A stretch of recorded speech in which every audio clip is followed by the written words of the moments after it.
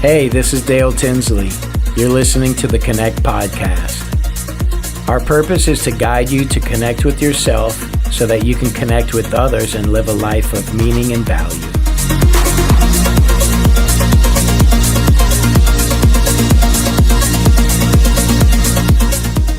Continuing the series, Limitless Potential, Endless Refinement.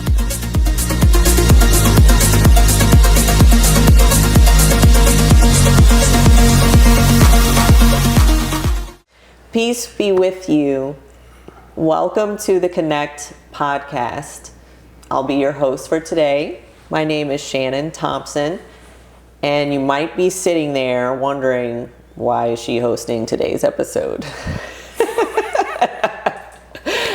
I'm wondering that myself, but in the best way possible, because when you submit and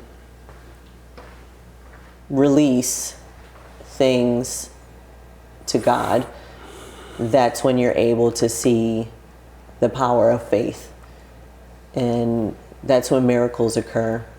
And I don't take this lightly at all. I'll start crying right now thinking about it. You may remember me from a previous episode called A Healing Journey Through Art, where our host and creator of the Connect podcast, Dale Tinsley, sat down with me and interviewed me. And today, I have been entrusted with the opportunity to interview Dale. So let's just segue into Hi, Dale. Hi, everybody. That was a beautiful introduction. Well done. Thank you. Very well done. Thank you. I'm so excited to be sitting here today, and it's truly humbling. And I'm thinking back to when we met and how we met. And I was talking about this to my husband the other day, and just upon leaving the house, I said, I have to grab something that you gave me over 10 years ago, and it was this book. Since I've met Dale, he has always spoken about evolving and growth as a human being. And Dale himself is a life coach. He obviously is the creator of this podcast and the Connection Studio. Truly inspiring. And it's all about connection, the connection that begins in ourselves and discovering ourselves, loving ourselves, self-love. You have that on your shirt. For a reason. Wore this one today. And he gave me this book with a note inside. And it got me to thinking, how did I meet Dale? We reconnected years ago through a mutual friend, but I met you 20 years ago through a modeling gig. That's right. Because at the time I was probably 20, like anywhere from 20 to 22, and I was signed with a local modeling and talent agency, and I would get acting gigs and do fashion shows, and I met Dale at at a fashion show. That's right. Uptown on Magazine Street. For Kano. Yeah. So we were in a fashion show modeling clothes. I'm trying to recall this memory. Yeah, it was in the park across the street from Kunflama. That's what it was. Kunflama was the name of Kano's store. Yeah. And he had a little juice bar too that was super cool. Yeah, he had a shop, because I remember us going into the shop, and you had someone with you, I think, at the time. But I'm curious, how did you get involved in that, in modeling? Wild, really just synchronicities looking back on it all. at the time I was working at a place called Core Therm, and I was the furnace loader and cleaner. So my job was so this place took metal and basically melted it down, and then they made what are called anodes, which are used to stop corrosion. They put them on boats, they use them offshore. And how long did you do that? I might have worked there for like a year and a half, 2 years. Okay. But I was working there, and I was going to Delgado and, community college for the people that don't know what Delgado is, right? So, yeah. But I was doing that, and a friend of mine, Chris, his girlfriend went to this John Casablanca Center. I remember that, yeah. And she just like mentioned it to me. She was like, Dale, they're looking for guys to go to this John Casablanca thing, and I think you're a good fit. And I just checked it out, and they do classes, right? And it's not cheap, and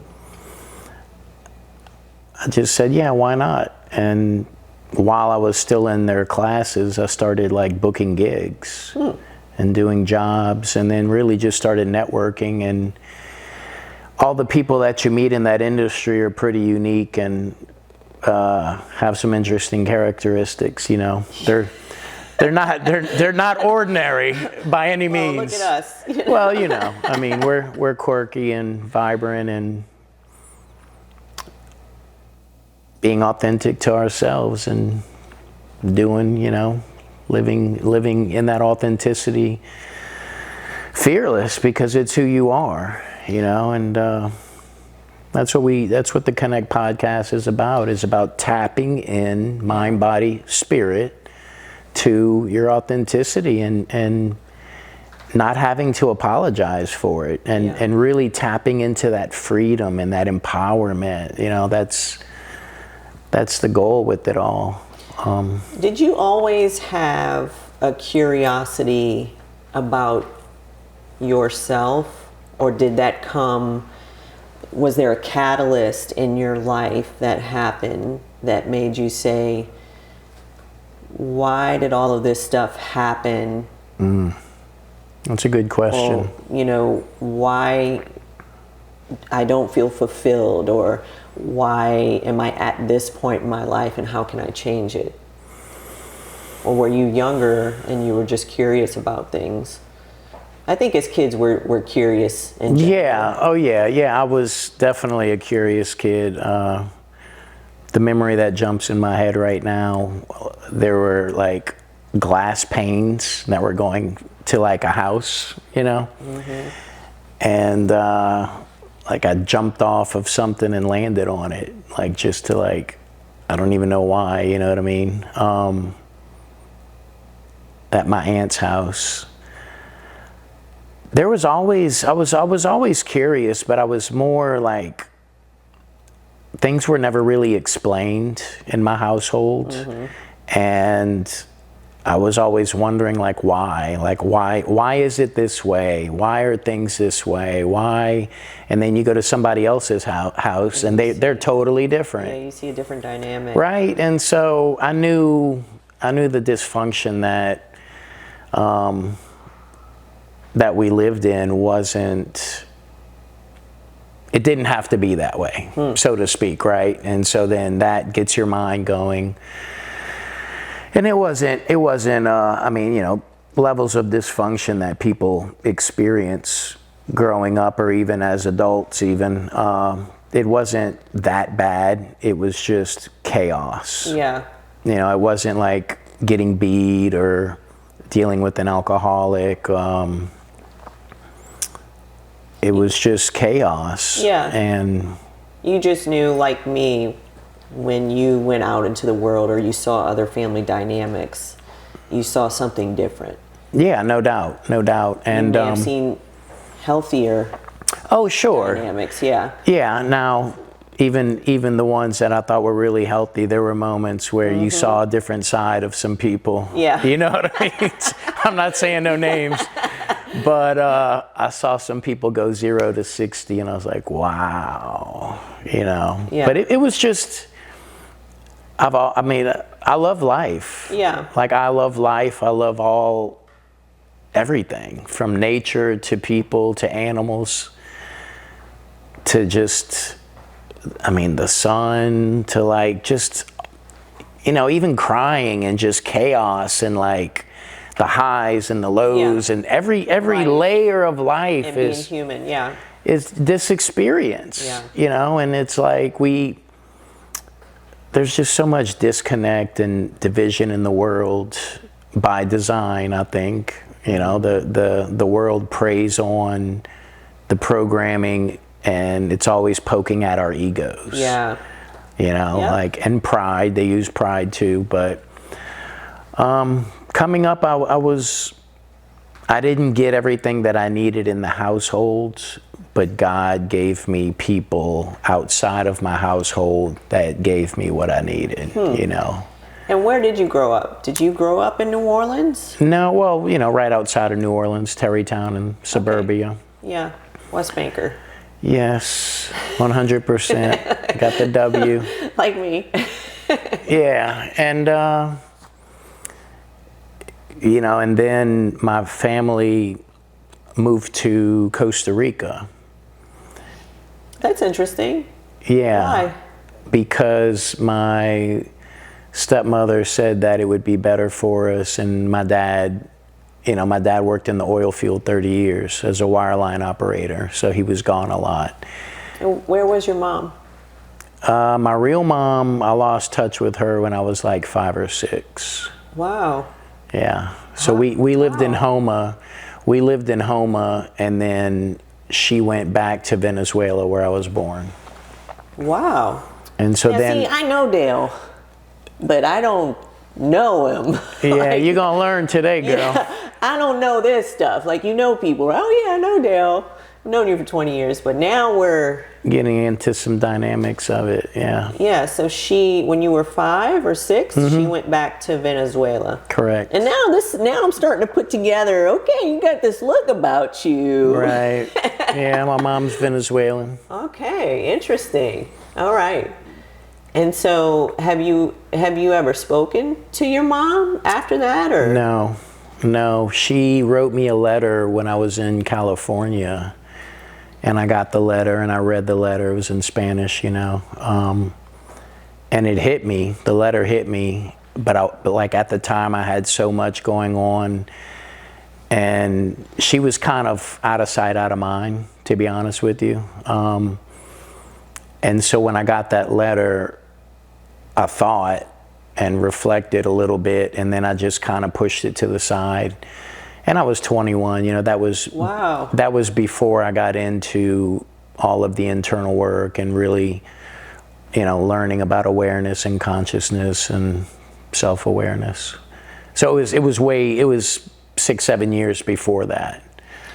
So did your biological mom and your dad, were they together for a long time? Were they ever married, or it was just a short relationship? And no, they were married. My dad went to Venezuela to work. He taught school for a year, and I guess got an opportunity to go down there, the oil field, and make more money. So he was in Venezuela working, met my mom. My mom had my brother. Okay. So they were married, and I have very vague memories of that. My brother's 5 years older, so and then we moved to the States, and we lived in Homa for a while. Okay. And then she left. She wanted to go back home. That's right. Yeah. And then to kind of finalize that, I had asked my brother, hey, let's find mom. Right, yeah. And he was like, no, let sleeping dogs lie. And I was like, why? Right, yeah. I'm wondering the same thing. And then somebody on Facebook hit me up saying that they knew my mom and that she had passed. And yeah, it was... Was this recently? Oh, this is like 2013. Okay. When I Give was me the book. when I was with RE or RW. Yeah, I knew. That's the middle initial. Yeah, RE. I knew. Yeah, so We keep it nameless here because we don't want to put people out there, you know. Yeah. So I mean that's a lot. It was at the time. Yeah, I mean, well, that kind of makes sense yeah. because we reconnected around that time through the relationship that you were in and a mutual friend of mine.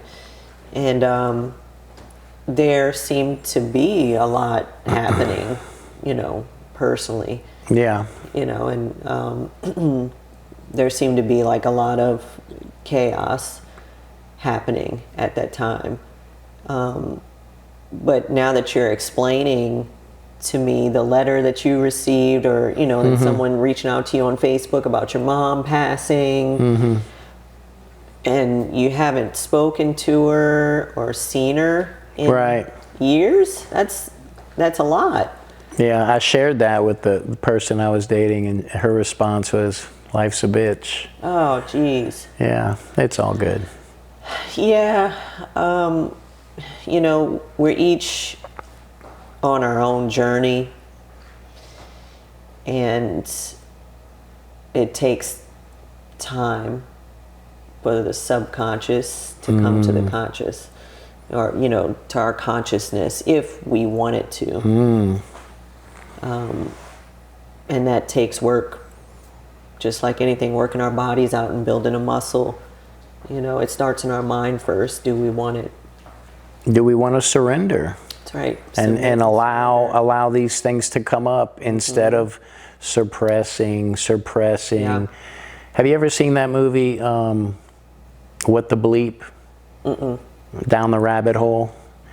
It's a documentary style. It's really good. I like documentaries too. But they give the analogy in that movie when you're suppressing everything, and they show it like a bunch of beach balls. You're trying to hold all these things underwater, and more things happen in life, right? So basically, it's like all your triggers or things that you need to deal with and process internally. Yeah. And so in the documentary, you know, you can't hold all the beach balls down, and then when they come up, that's when you have that big blowout. That's when you know, have a nervous breakdown or do something that you really wouldn't do normally, out of character, so to speak, you know, and it just... Yeah. So your dad and your mom, they ended up getting divorced? Yes.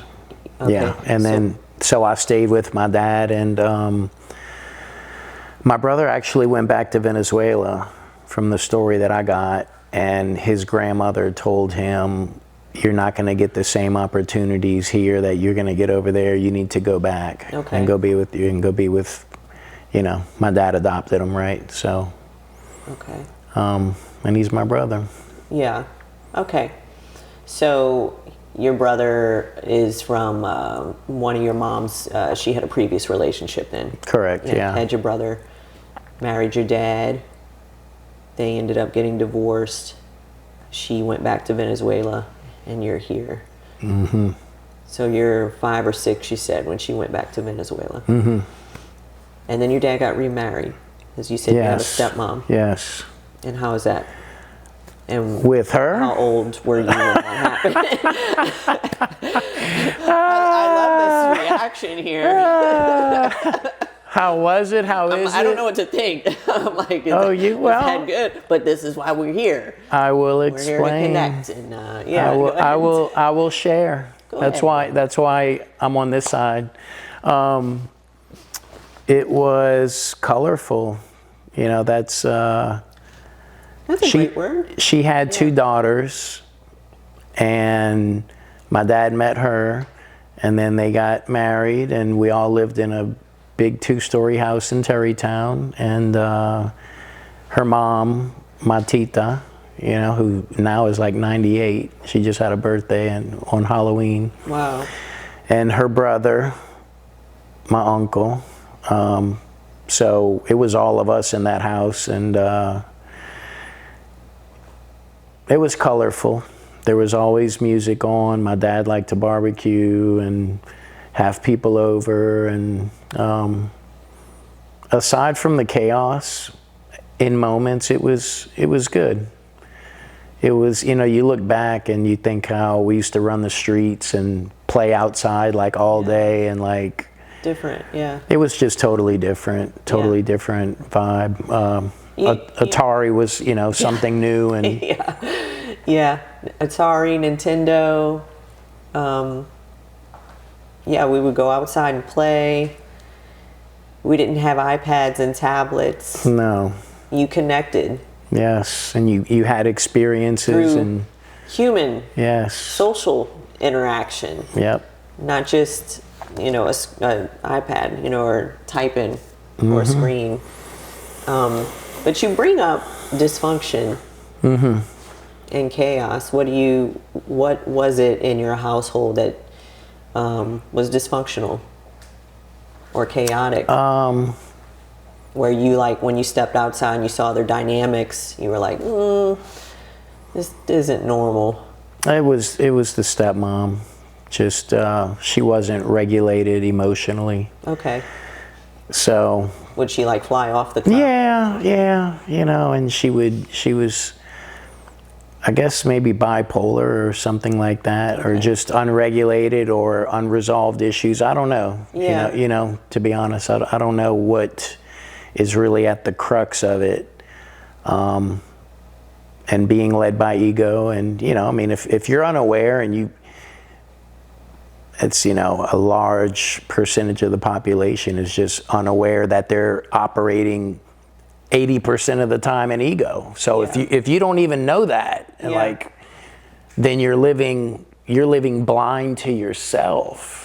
Yeah, and we're in a different generation where we're more aware of that, of dysfunction, and then functioning healthier. We touched on this a little while ago, driving here, but, you know, previous generations, they may not have necessarily had the knowledge. Right. And it's just a different upbringing. My parents, you know, back then it was like they got married, you had kids, and you worked. Right, correct. And you watched TV, and you did this, and you had like this routine. Yeah. You worked, you came home, cooked dinner, you know, watched TV, did homework, and then you repeat that. And you just go through this, you're on like this hamster wheel. Of course. And there is no, are you happy? Right. Or who are you? Are you self-aware? Okay? Are you? Yeah. No. It wasn't. I don't know, man. It's just like, I guess unless you were in tune with the yogis or like. Yeah. You know, like unless you the had Eastern that exposure. Correct. Yes. And we're in a different environment. Where you had that kind of knowledge, you know, the exposure to those things you didn't know. And then if you're stuck in your bubble, you don't really care. Right. Yeah, well, and then you're going to choose the comfortability of the bubble, the comfortability of these friends because they're relatable and because they're similar. Which is, you're not necessarily growing. Correct. Yeah. Yes. You're not evolving. Right. And, you know, Deepak Chopra, I stumbled upon his stuff, and that was the beginning of it for me. A friend of mine, when I was living in California, gave me a book, The 7 Spiritual Laws of Success. And, you know, at the time I was out there hustling and, you know, auditioning and things and working in the restaurants. And I don't know why she gave me the book, but she did. And at the time I wasn't really a reader, so to speak. Yeah. So the book, I didn't throw it away. I kept it, you know, with my things. And then years go by, and I moved back to New Orleans, was living in New Orleans, and a friend of mine and a girlfriend at the time, we decided we were going to move to San Diego. And so we went to San Diego. Okay. Yeah, you know, and it was, you know, wild experience, but we lived in San Diego for a year together, almost a year. But I had flipped the book open like a couple times, you know, just kind of like checking it out, because it didn't have a cover on it. It was without the cover, you know, and so it was like very plain, and it just said the 7 spiritual laws of success. If you take the cover off and look at the book, that's how I got the book. So we're in San Diego, and I can't remember if I was driving to work or looking for a job, but in, now I'm dropping the name of it, La Jolla. Yeah. Which means the jewel. Okay. Right? In Spanish, La Jolla is how it's pronounced in Spanish. But I'm driving in La Jolla, and I look over and I see the Chopra Center, and I'm like, huh? The Chopra Center. And then I got the flash of the last page of the book. Wow. It says Deepak Chopra, the Chopra Center in La Jolla, California. Wow. It hit me instantly, and that was the sign to go home and open the book, and I did, and it changed my life. Wow. That was the beginning of it. That was the catalyst. So, yeah, look, I got full body chills.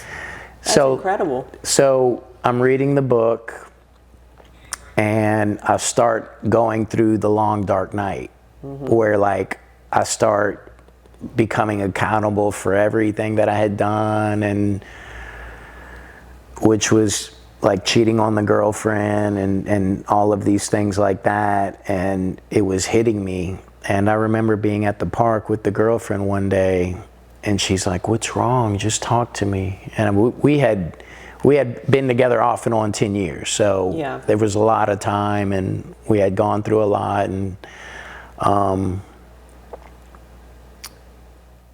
she asked me what was wrong, and I had no clue, because I didn't have a coach. I didn't have, the only insight I had was the Deepak Chopra book of like what was happening to me, what was I experiencing, right? And so I was just like silent. Like I didn't even know what to say. Like I feel lost inside. I feel dead. Like I'm like part of me is dying. Like, you know, and I really was numb and just going through it. And man, it was a lot. And then her and I, you know, I was disconnected, right? I was disconnected because I was facing all these things internally and didn't know which way was up and which way was down, and we ended up splitting up, and then my buddy stayed in the place, and then we basically let the apartment go, and he got a place, and then a guy at the restaurant that I worked at, this young kid, so I was 27 at this time, this kid was 21, his name was Andy Anseth. If you're watching, Andy, reach out, please. I looked for you on Facebook. I couldn't find you, man. Yeah, for you to remember him and his name. But this kid walked me through the door. He walked me through the door because as I was in the long dark night of all of that, of facing my stuff, so he offered me at the restaurant, he says, "Oh, you need somewhere to live?" He goes, I rent the garage. He goes, "The garage is huge, man." He's like, you know, you could stay down there with me and pay a little bit of rent.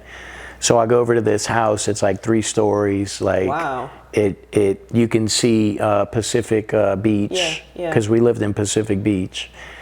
And I mean, there were like 10 guys that lived in this place. Wow. You know, like the 3rd floor had like 2 people. The next floor had the kitchen and like 2 people, 2 or 3 people. It was a big house. So I move in over there, and I'm working, and no more girlfriend, and you know, go for my runs, and I'm getting to know these guys. That's where I met Dennis Teague too. We still are in communication. He's a photographer for volleyball. But Andy and I are up on the 3rd floor one evening, and we're talking, and he's telling me about God, and he was a missionary this kid. He had been a missionary his whole life. He was like from Iowa or something. Wow. Yeah. You with making all of these... It's synchronicities. Yeah. It's all things that fell into place exactly like they needed to for us to be on this couch. Yeah. So I'm talking to Andy, and Andy just tells me, he's like, man, I can just see the pain all over you. I can see what you're going through, man. He was like, just give it to God. He said, just give it to God. And in that moment, I looked and I saw a shooting star, and I gave it to God. Yeah. I gave it to God in that moment, and I walked through the door and I met God. Wow. And it's been a ride ever since. Andy. Wow. That's that was the first awakening that I had. That was a spiritual awakening where I met God, and there's been some backsliding all along the way to get past the ego, but that was the beginning of facing my ego, fighting my ego, understanding my ego, understanding myself. And how old were you? 27. Yeah. That was the first awakening. So, you know, I've never told that story on the podcast until this moment, and it was meant to be right now. Thank you for sharing. Yeah, of course, no doubt. Yeah, that's good huge. stuff. It's important that your audience knows who you are and your personal journey and your story and what led you to sitting on this couch. That's right. And interviewing others and dedicating your life and part of your life to doing that, and why it's so important to you. And it connects back to that moment. Somebody did that for you. Oh, of course. He walked me through the door, and I surrendered. Yeah. And it's wild because in that moment, that shooting star was like the sign from God. Yeah, you're getting like these like really huge synchronicities, signals, signs. Center. Oh yeah. Meeting Andy, you know, the shooting star. The book, right? God was like, you know what, Dale, I'm gonna hit you with some really. Oh yeah. Some people, you need these really big signs to get their attention, and that's okay. God's always speaking to us. He'll use other people. He'll use anything and everything. That's right. Maybe subtle. Yeah. Maybe you need to get beat over the head and humbled to Him. Yeah. You know, those are the rough ones. Whatever it takes. Yeah. I don't want any of those or any more of them. You know. I can relate. Wow. They're all wake up calls, and I think in the big picture, we all play our part if we step into it. Yeah. If we step into allowing and surrendering and God's plan and God's design. He's got a design. He's got a plan. This didn't just happen.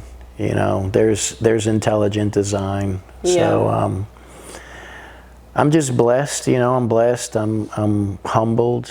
I live in gratitude, and I just focus on daily being in humility and being in gratitude, being aware of when I feel like I'm not regulated, you know, and coming back to the center and you know, what is my ego trying to do in this moment? Where does this come from? Because it doesn't need to be that way.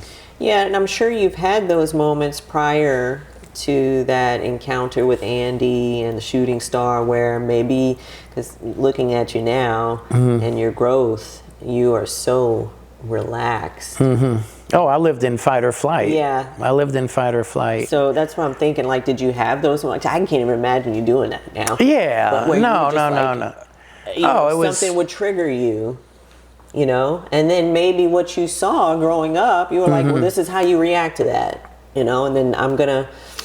For me, it was more, I wouldn't say triggers, I would say living in fight or flight, and that fight or flight energy, people pleasing, over explaining were like things that were programmed into me, so to speak. Or not programmed, those were my ego's reaction to not getting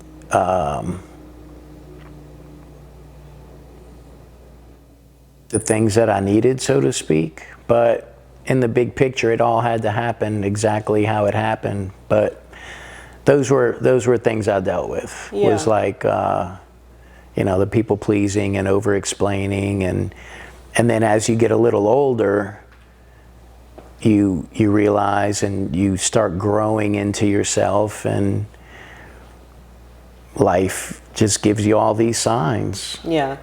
I gravitated towards kind people, like people that carried that energy and that chaos. Like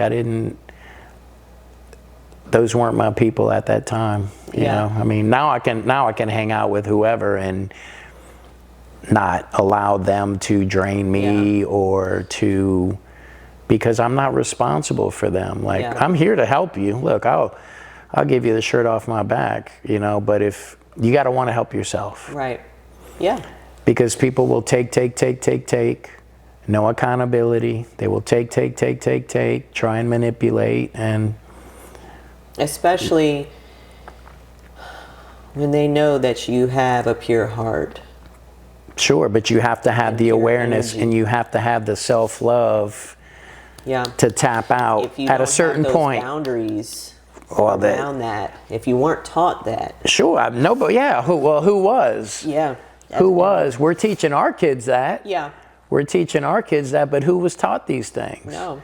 And then you were talking about the older generations. They were taught, like my grandma with my dad, like my grandma's generation was, kids should be seen and not heard. Yeah. I mean, come on, man. There wasn't the Chopra Center. No, there was, well, it was in La Jolla. Yeah, I mean, there was, but you had to be there. Yeah, you had to be there. To be exposed to it and learn that kind of thinking. Sure. Because it wasn't happening. No. People are in their bubbles and, they're in their comfort zones. Mm-hmm. And that's it. Well, I think back, like the hippie movement, Yeah. Smoking the exotic flowers and peace and love and all that, but I don't know. I guess that was maybe on the coast. I don't know how much of that was down here in Louisiana. Yeah, I guess it touched here somewhat because my mom used to tell me that. Oh, okay. I'm from that era. Okay. But it was because of my spirit. That's it. I was just a free spirit. Just kind of went with the flow, I guess, and loved people. Yeah, me too. Me too. I still do. So, you're in San Diego. Mm-hmm. You have this encounter with Andy, the shooting star. Mm-hmm.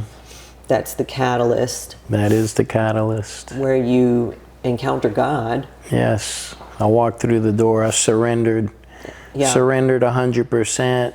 Gave it to God, and I met God. And you begin cultivating this love. This relationship with God. Yeah. Yes. And so what led you back here? Did you go to Homa where you... No, the oil field, money. Okay. Yeah. Because out there, I had done some community college, but just to where I was at, to be able to, San Diego's expensive. Yeah. Right. California. I mean, we were paying like $1,200, and I mean that was, I don't know, 2003. No, like 2004, 2005. Yeah. Because the first time when I was in Los Angeles, I was there 4 years, and I was out there for 9/11. So that was 2001. Okay. And then I moved back and stayed in New Orleans a couple of years before going to San Diego. Okay. So my brother was always in the oil field, and I just called him and I said, hey, look, you know of any opportunities? And he said, yeah. I was like, all right, well, I'm thinking about moving back. He goes, you move back, I can get you on somewhere. Okay. So, because I'm doing what he was doing back then, right? And we do logistics, and so we deal with a lot of different vendors and stuff. So you'll get your foot in the door somewhere, somehow. And so that's what I did, and needed a shift in reality, and I had the perspective, and I was ready to go in that direction, to make those sacrifices to earn a decent wage, so to speak. Yeah. And had you and your brother always been close, I guess, in No. talking? Did y'all talk frequently? We talked every once in a while. Like, he's there. Yeah, I mean, he's my big brother. Yeah, We I can reach out to him, and he's yeah. I mean, there for me. he is. I won't say the depth of the conversation is what it is with other people, but he's not really into the self-awareness work, so to speak. So yeah. And your dad. We spoke about your biological mom, your stepmom, your brother, and I want to know more about your dad. Buddy. You said his name in the car, and I was like, Buddy? And you're like, my dad. Buddy, yeah. So is that your dad's name, or is that like a term of endearment that you guys get? he got that name in the oil field. No, he must have had it before, because my grandma, when I do the voice like that, that's my grandma calling him Buddy. So that isn't his real name? No, his name's Dale. I was going to say, are you Dale I'm Jr.? Junior. Okay. Yeah. It's all making sense now. Yes. Look at this. You're so happy. It's like your face. It's all because lighting up. Because the keys are hitting in the spot for you that it's unlocking, and now you're gaining the bigger picture. Yeah. Yeah. I see your eyes lighting up. So yeah. No, I love sharing, and it's like I'm reflecting as I'm sharing, So. Yeah, that's good. So, Buddy, Dale. Yes. Senior. Nobody calls him Dale. Yeah. It's they call him Dad, or I call him Buddy. Yeah. And I call him Dad. I'll tell I'll say I love you, Dad. Right. Yeah. How was your dad growing up? Well, he's. Or when you were growing up, rather. He taught me kindness. Yeah. He taught me kindness, and he is one of the most selfless people I've ever met. Really? Anywhere. Yeah. Miami, Houston, California twice, wow. Costa Rica. Just selfless, to the point that, people will take advantage of it. He's been married 4 times. Yeah, and I was going to ask you, before you said that, was there anything, that you witnessed growing up with your dad where you're like, going out in other places or seeing other families and dynamics where you were kind of like, okay, this isn't necessarily the healthiest thing. And I'm not saying, too, like being married 4 times is necessarily unhealthy. We're human beings. Yeah. And we grow. But is there anything that you witnessed or experienced growing up with your dad where you were kind of like, maybe I don't want to get married, or I would like, because I would think some of these things sometimes growing up, even though my parents were married a long time, but I would see maybe things that weren't healthy that I would see in other families, and I'd be like, I don't know if I want to get married. No. Even with the 4, it seemed like it was always timing, right? I was in Hollywood chasing the acting and the modeling, and I had the girlfriend, but I never felt solid, that I had solid income and I could provide, and stability. Right, stability, but really looking back at it, I think it's because I didn't know who I was until, I had the awakening and started cultivating myself and cultivating the relationship with God. Before that, it's like you're reactionary, you're chasing good times, it's fun, we're living this adventure and living on these highs of booking work and Hollywood, booking commercials, booking from one thing to the next. Yeah, and so it never felt right. It never felt right. I wasn't ready. I wasn't cultivated within myself. And it just is what it is. We're here today, but I'm giving my child the learnings that I never got that are invaluable in life, of self-cultivation, self-awareness, the nuances of life, the art of observation, the art of thinking, and so... it's important. Yeah, no, Buddy was, Buddy, this is back when there were no cell phones, right? So the phone would... So I would be playing down the street at my buddy. This is the stuff I like right here, hearing these stories. So my dad had this little Isuzu Pup truck. Yeah. He had a little Isuzu Pup truck, and on the side of it, it had the sticker, Western Wireline. And I'd be down the street at my buddy Reggie Felder's playing. Shout out to Reggie. We're still great friends. I mean, we talk every once in a while. He's like a brother to me. So, and Reggie's one of the kindest people you ever meet in your life.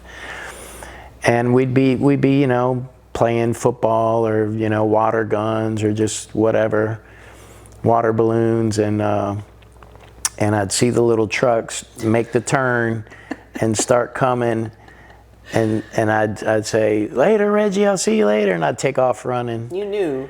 And he would, by that point, it's like 7 or 8 houses down, he would park and he would just be getting out, and I would run up to him and give him a big hug. You were so happy to see him? Of course. Yeah.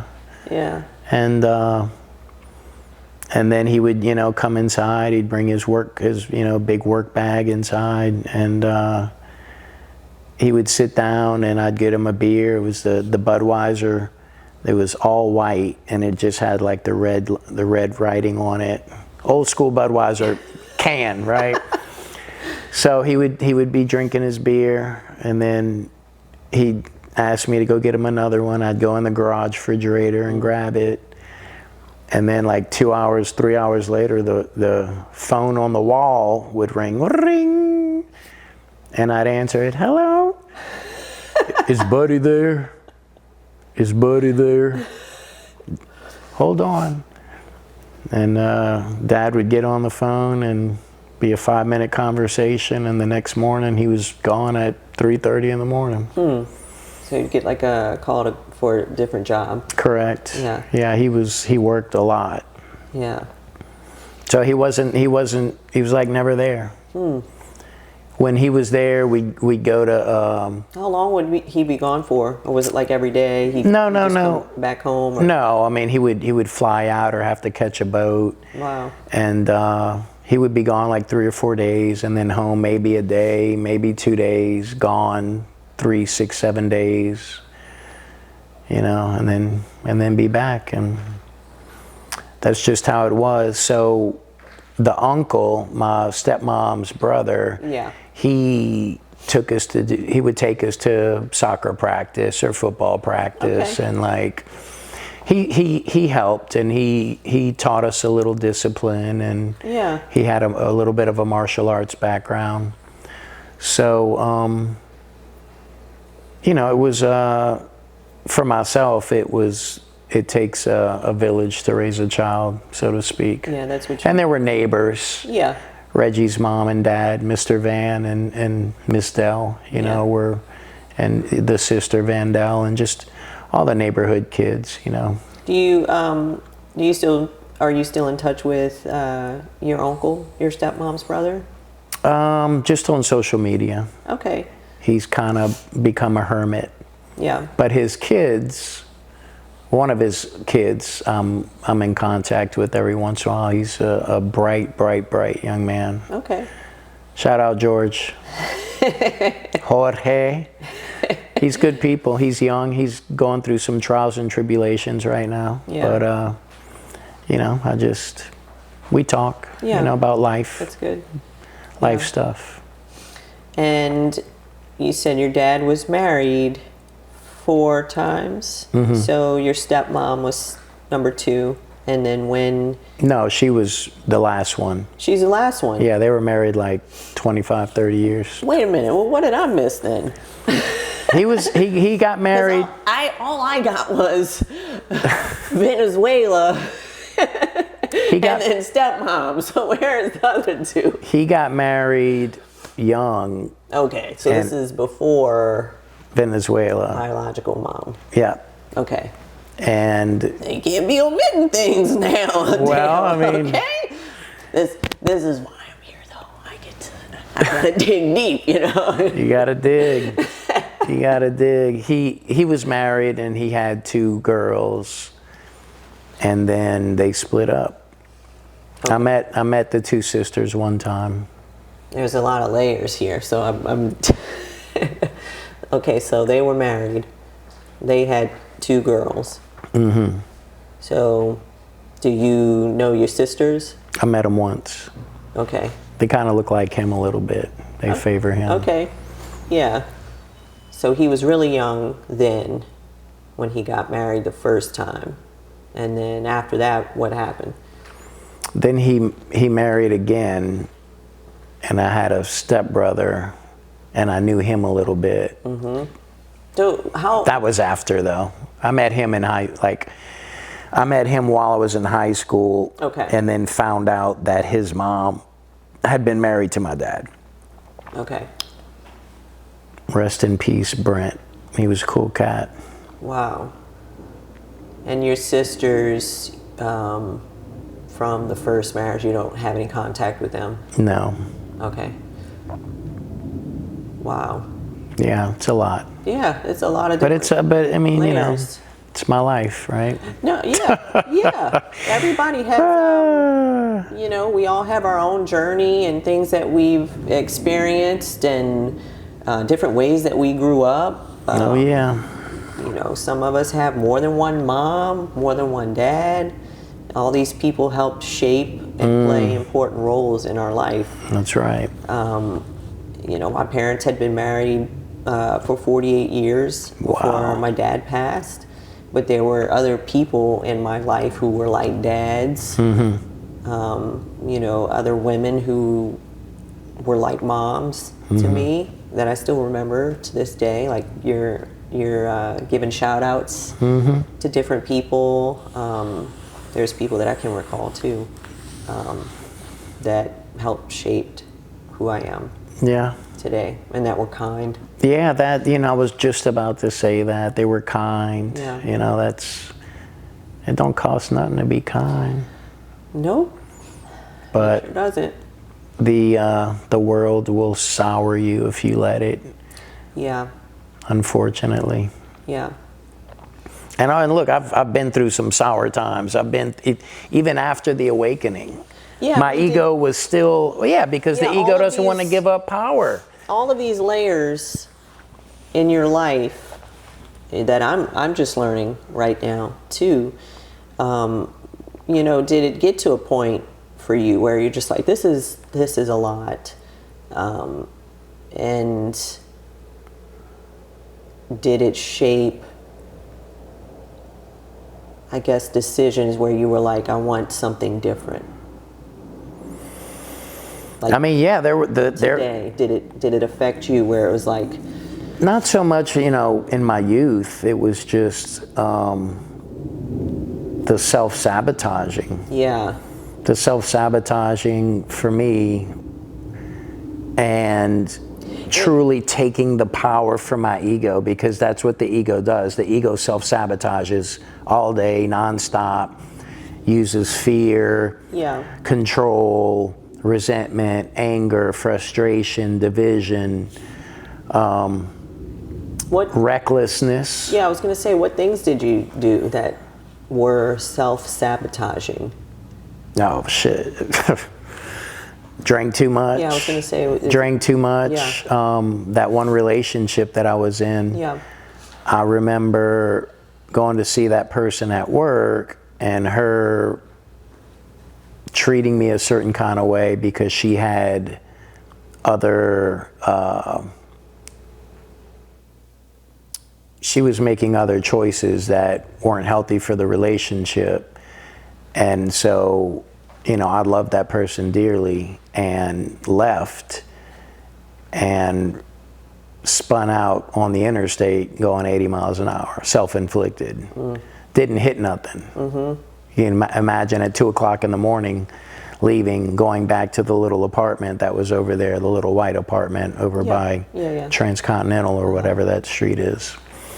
So just moments of recklessness like that, in the chaos and the frustration of like, why, you know, like I'm doing the right thing, I'm giving and being there and trying to help, and this person has a lot they got to deal with. Yeah, and it reminds me of me too, because we want to give so much to others and help others. That's just our heart. And I've learned that I have to put my oxygen mask on first. You can't save anybody else before I can help somebody else. Of course. And it has to be a daily. It's a progression, and it's a daily thing. Yes. This was, you know, during that time I was working on Man Evolved, but you know, that was 10 years ago. So who I was there compared to now is like, I didn't have all the tools in my tool belt. I wasn't as refined as I am today sitting on the couch with you. Yeah. When when you say you drank, was that like a coping mechanism? It was 100%. 100%.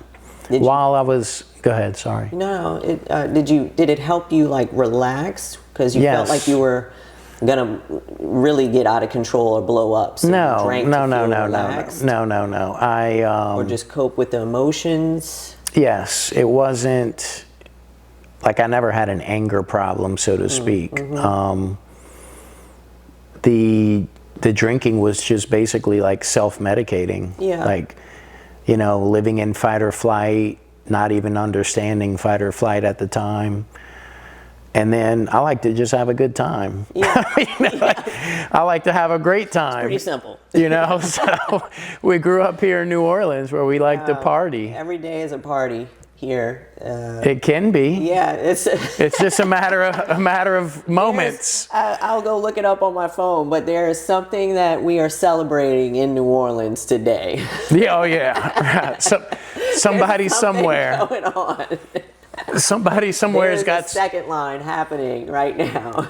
Yeah. So or a festival, there's something.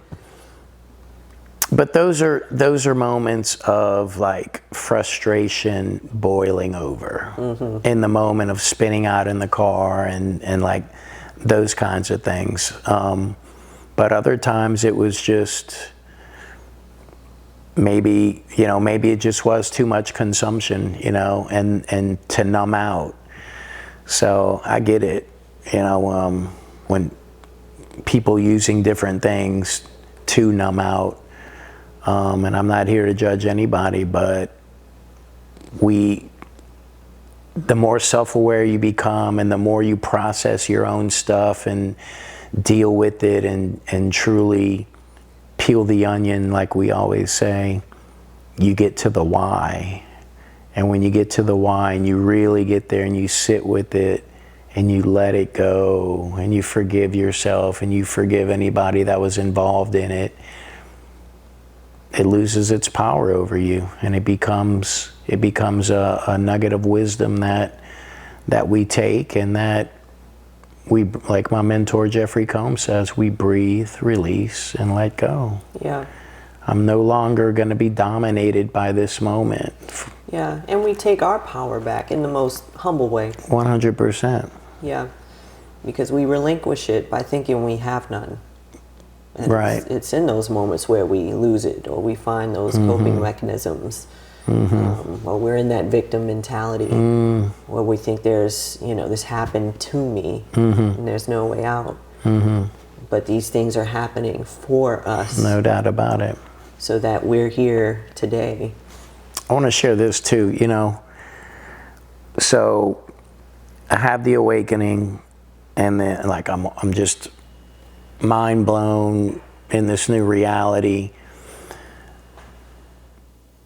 But like the interview with Edgar, how it went, like that's not just it. The ego is still there, and the ego will still come for you, and you have to figure it out, have the awareness within yourself, like, why am I reacting like this, and switch it up and constantly keep an eye on your ego, so to speak. Yeah. So while I was going through all of that internal work, like and then I was getting downloads from God and writing things down, and then the Man Evolved stuff, and I'm working on all that. So the drinking sometimes would be to just like it was a lot. Yeah. It was a lot mentally of what was going on, and I'm working a job and going to the gym and to decompress. Yes, 100%. Yeah. 100%. Yeah. And to and help you go to sleep a little better when you got a million things on your mind. And I'm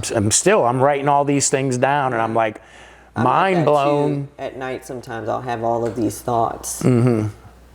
Creative thoughts, or like you're saying, downloads from God. You got to write it down. And then I'm like, don't think you're gonna remember it. Yeah. Don't think you're gonna remember it. Down. And because there's many times where I didn't, and I would wake up and be like, what was it that I thought of? Right. Right. You have to write it down. You have to honor your intuition and honor those downloads from God. Yeah, those moments, those miracles. Yeah. They're guiding. No doubt. Man Evolved, was that how that happened, where you had this idea, or you were writing things down, and you were like, I was together. Yeah, I was writing, and it overlapped, because then I went to work for this company where I met this guy, and then I just had so it was after Hurricane Katrina. And the city was different. Like there was a different energy in the city. The city was different. And I had the thought that like the Southern gentleman was dying. And I threw it out there at my friend.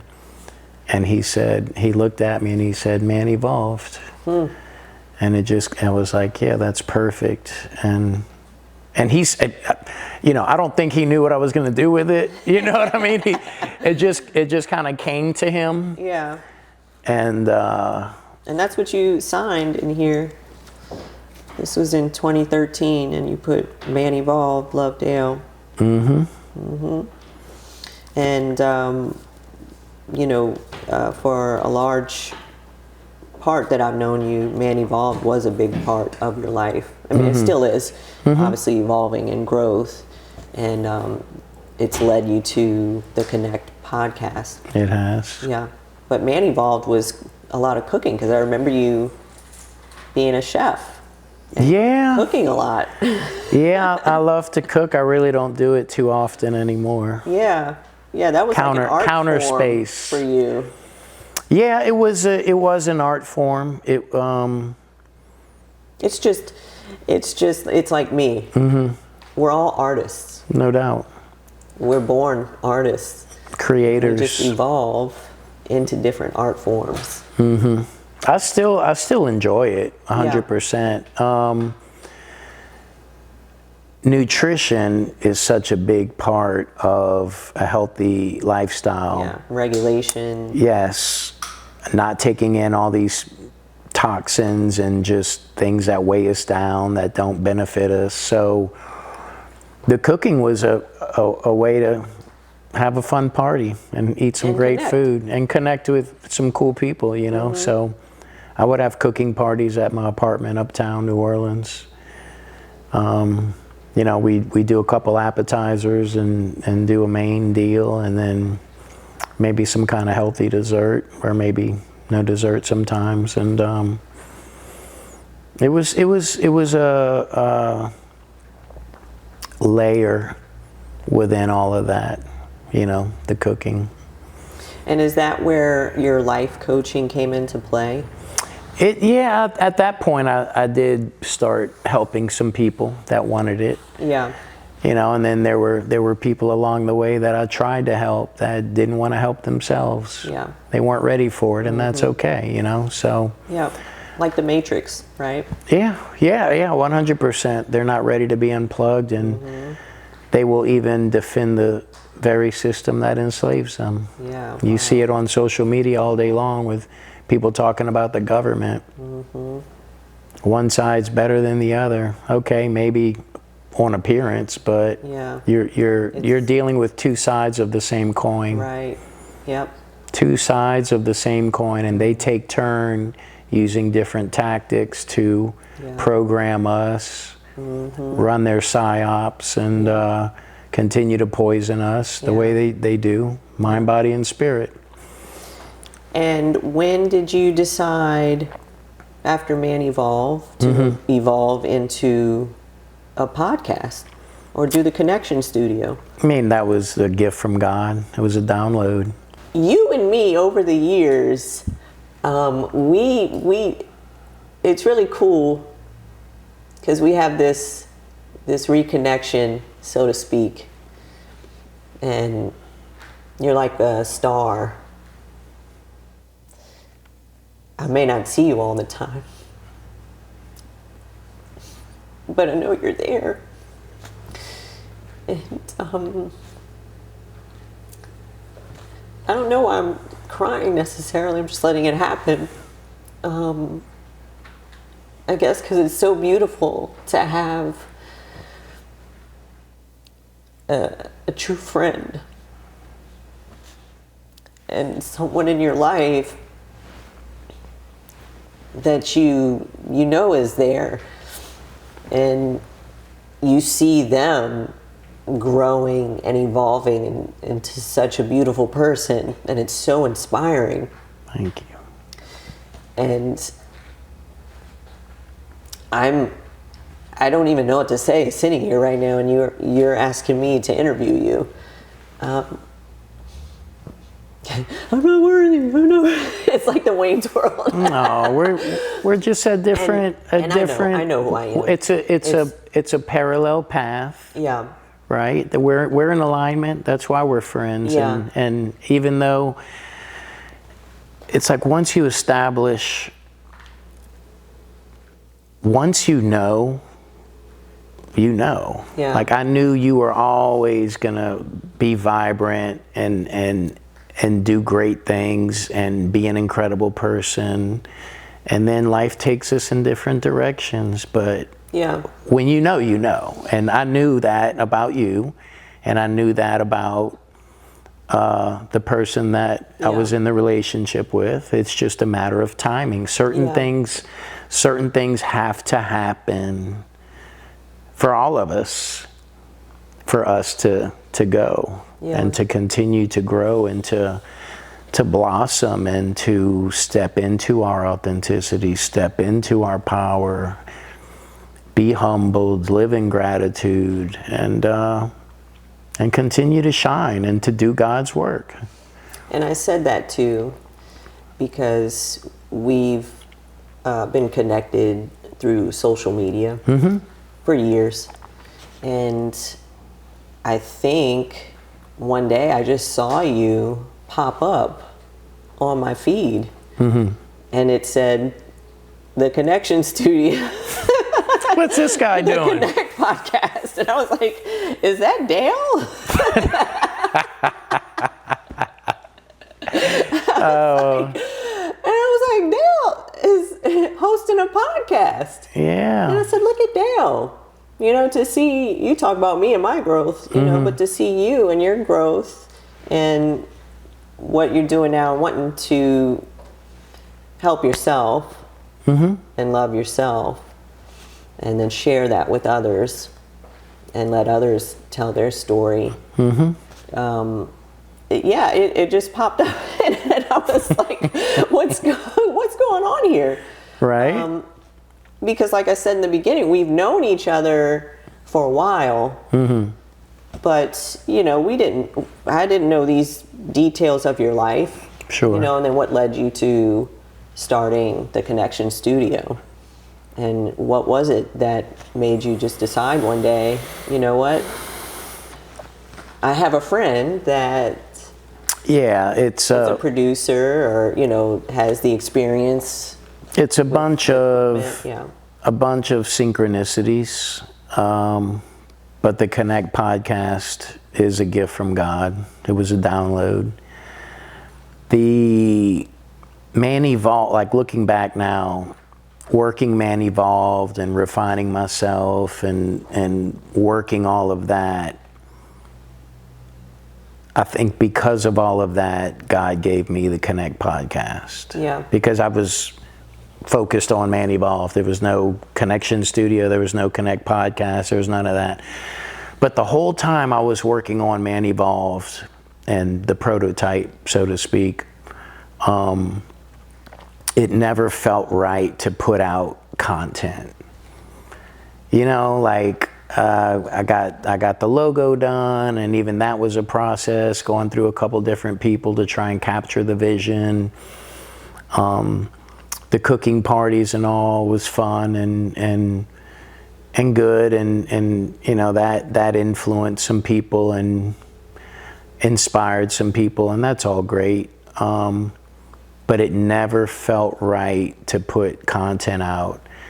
And a buddy of mine, Damian Calais, he says, just do it, just start. And it just didn't feel right. It never felt right. And if something doesn't feel right, it ain't. You're not gonna do You don't need to, we have to listen to our intuition and our energy and what is in alignment with us, for us. And I finished up a job offshore. It was supposed to be 6 months, and it went like 10 months, which was good for us because it kept us working.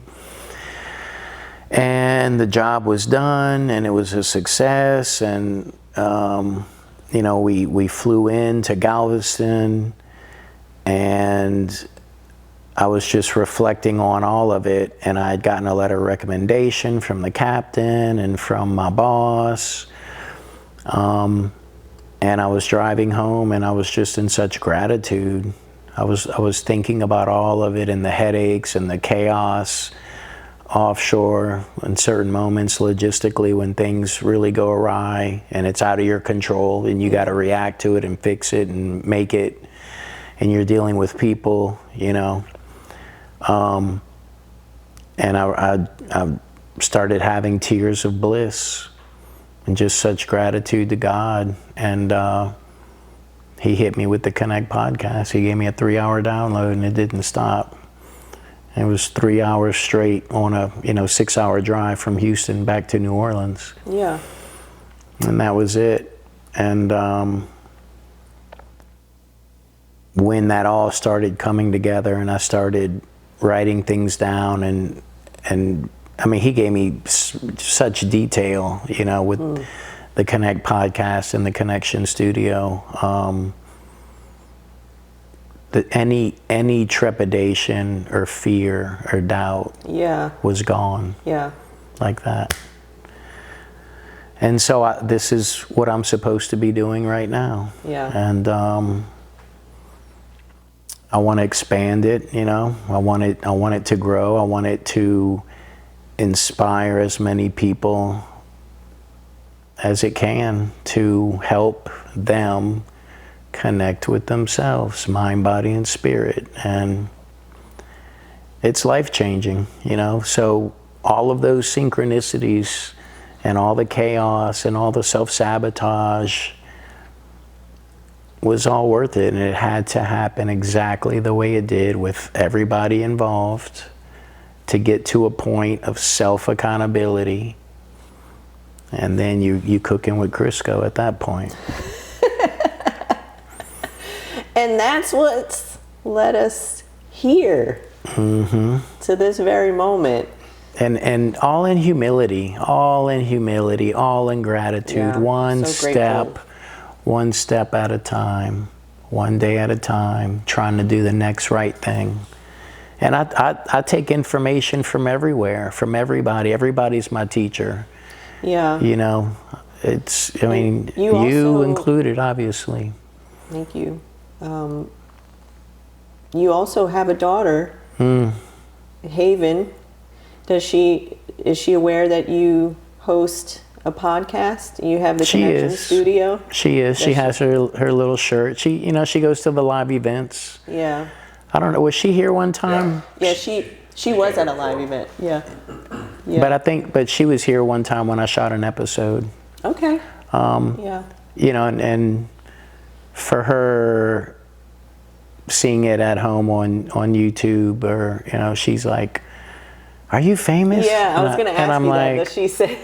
I'm like, "Baby, this isn't about being famous, Haven. This is about helping people." Yeah. And as we connect with ourselves, then everything changes, and you see the world different, and you start to make different choices. And I said it in episode 1, and I'll continue to mention it. This is the hardest work you'll ever do. Yeah. But it's the most meaningful. Yeah. Because it's life-changing. And often we're under this illusion that we can change things outside of us, and that life will be great and there won't be challenges.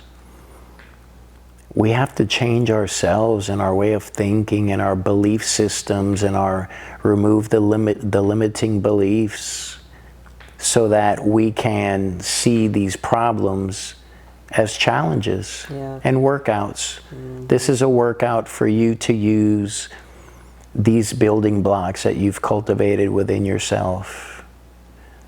And so it's perspective and perception, and all of these things are connected. Yeah.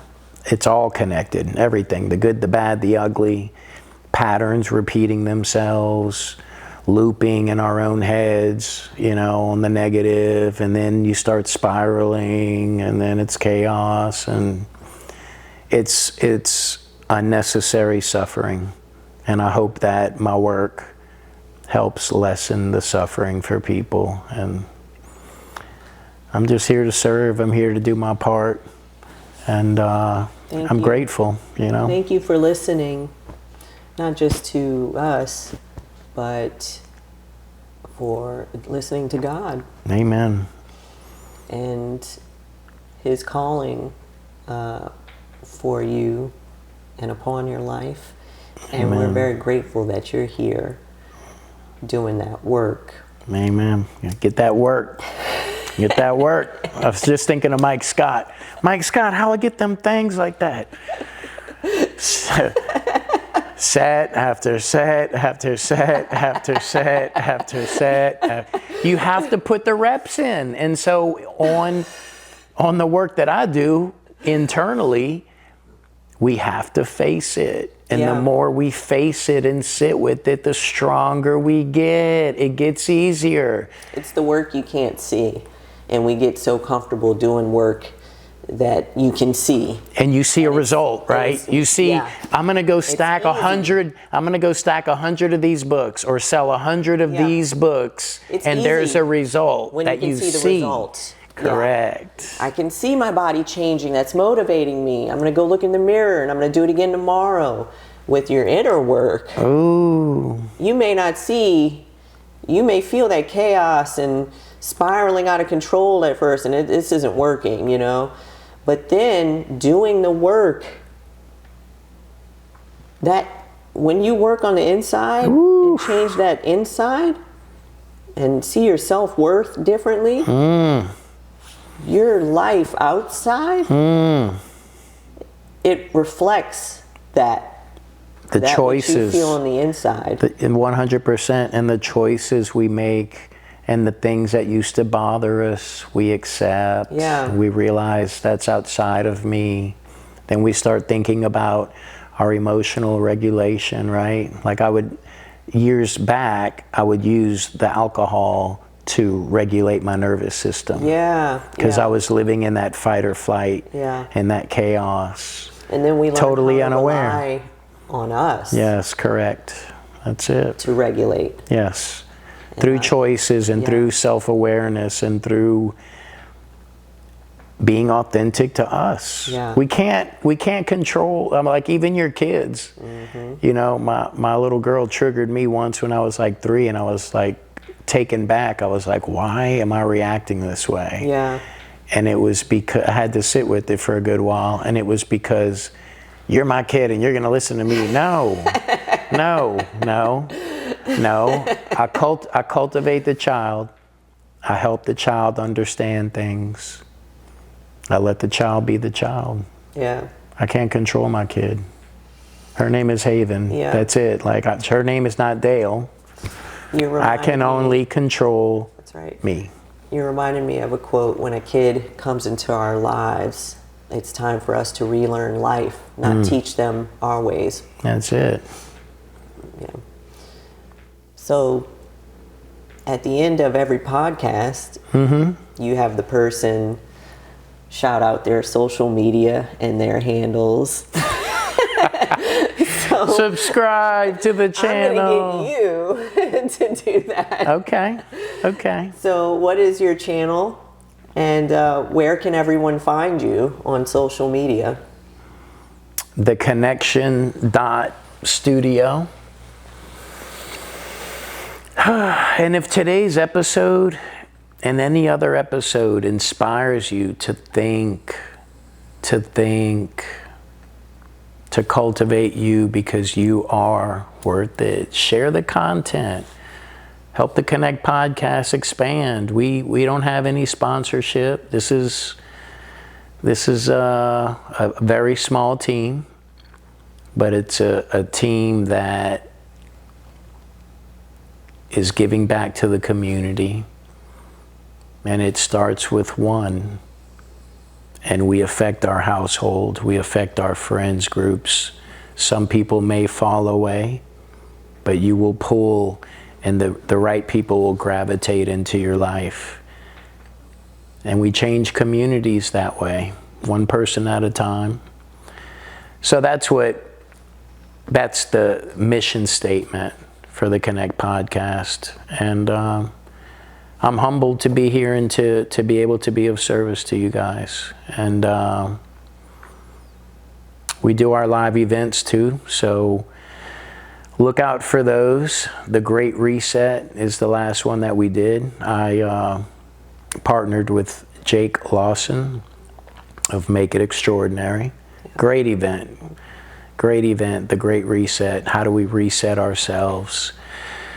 So I would just ask that you share content, and when you share the content, speak on how you took it in. Speak on how the content spoke to you or inspired you to look at some things in a different light, gain a different perspective, and then apply those things, those aha moments that you had. Apply it to your life and watch things change. And then we're like, so I reacted different this time.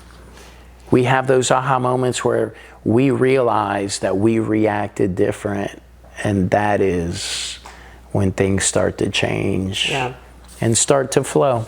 Yep. And thank you, the Connection Studio and the Connect podcast, for giving me the honor and the privilege to know more about you. Amen. And your journey and your life. It's very humbling. I'm honored and deeply grateful.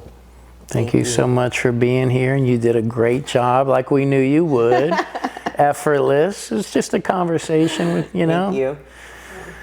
Cool. You want to sign us out? Well, that's it for today's episode. Thank you for joining us. You can check out this episode along with Dale's many other episodes at the Connect podcast, right? The Connection.studio. The Connection.studio. Please like, subscribe, and share. Thank you. Till next time, friends. God bless.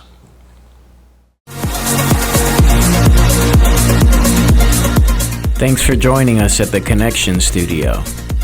You can support us by sharing with others and posting to social media. Keep doing the internal work, as it will truly make all the difference. God bless.